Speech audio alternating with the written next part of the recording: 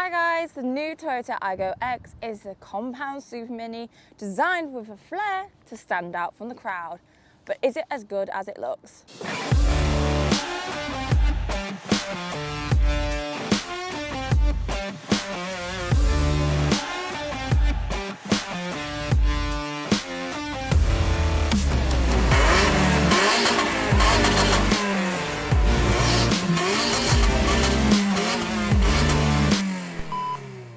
Under the bonnet, we're going to find a 3-cylinder, 1-litre petrol engine. Now this gives us 71 brake horsepower, a top speed of 98 miles per hour, and a 0 to 60 time of 14.9 seconds.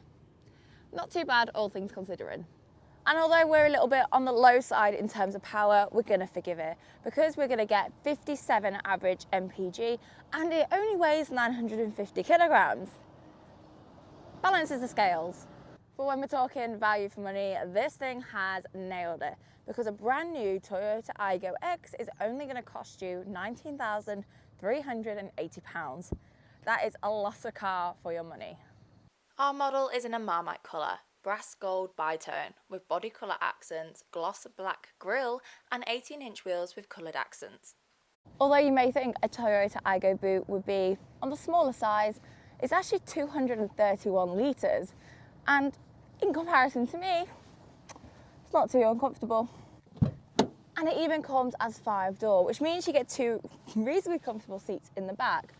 Although anyone taller than myself might struggle a little bit, it's not too shabby. Moving into the front, there's actually so much space in here, and it is super comfortable, and even more importantly, stylish. We get a 5-speed manual gearbox, we've got an 8-inch Apple CarPlay touchscreen.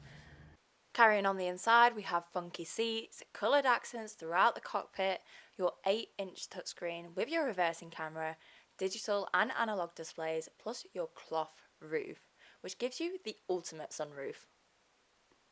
I think it's a bit too cold for that today.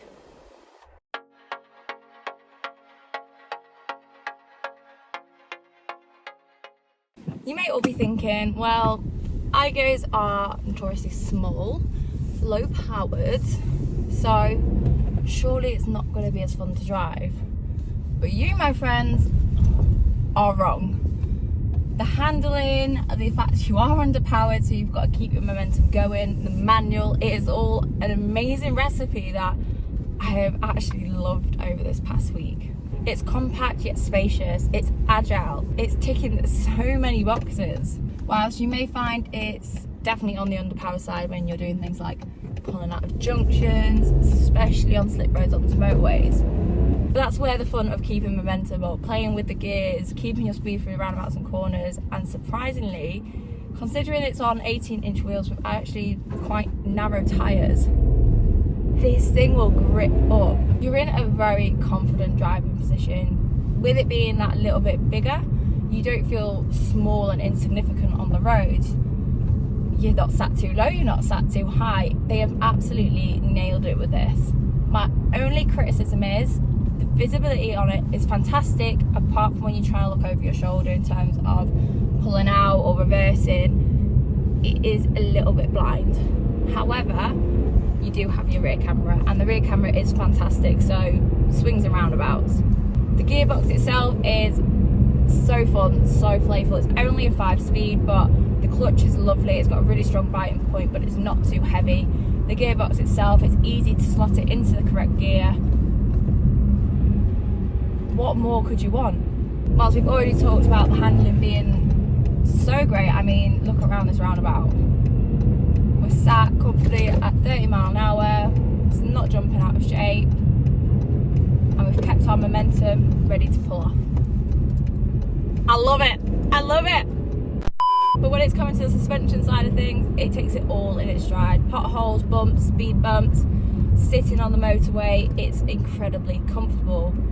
Even the interior, 3 hours down to Brands Hatch, felt like nothing in this.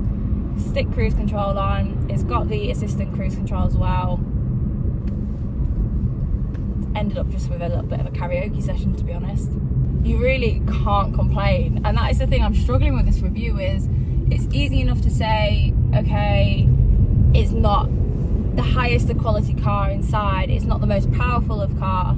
That's not what it's built for. It's built to be a fantastic runaround, comfortable yet cheap and easy to run, and it's done exactly that.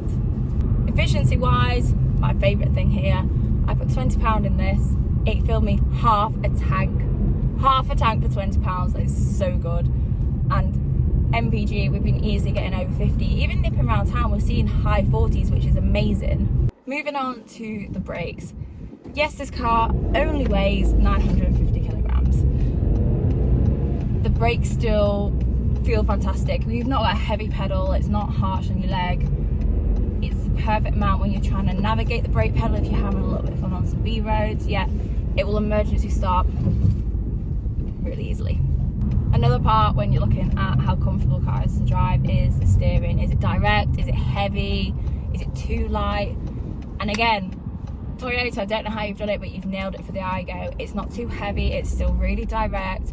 You're not coming out away with really aching shoulders after a long drive. Another little positive is a turning circle in this is so small. I absolutely love it.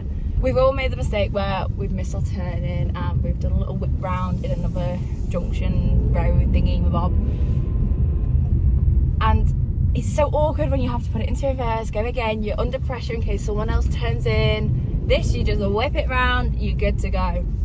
Brilliant. It's absolutely brilliant. I know I love my performance stuff, I love my high power, but I would actually consider one of these. I think reverting back to low power and having to actually drive it and enjoy just driving has been incredible. You're not relying too much on the car, it's how you play with the gears. You can sit back and relax if you want to with all your assistance, but then again, they're not too invasive. Your lane assist isn't chucking you back, it's just there to give you a little nudge and warn you, where some vehicles it can really like jerk you off. They have done everything right with this car, and again, like I mentioned already, it's not been built to be the fastest, it's not been built to be the biggest. It's been built to be a compact, yet with the X now a little bit more spacious, run around that can do the motorways, that it's just comfortable. So whether it's going to be your first car, your second car, an additional car, your only car, you really can't complain. And for a £19,000 price tag for a brand spanking new car, Toyota, you have nailed it with the Aygo X. I am actually going to be really sad to see this go. It has been a brilliant addition to the driveway.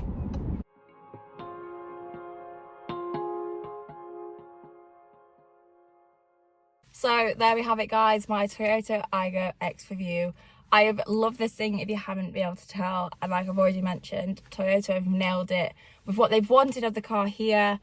They fulfilled every single box of that. So yes, I'm actually going to be really sad to see this one go. I've loved it more than I thought, so thumbs up from me, Toyota. But you guys know the drill. To make my journey your journey, like, follow, subscribe, and I'll see you next time. Bye.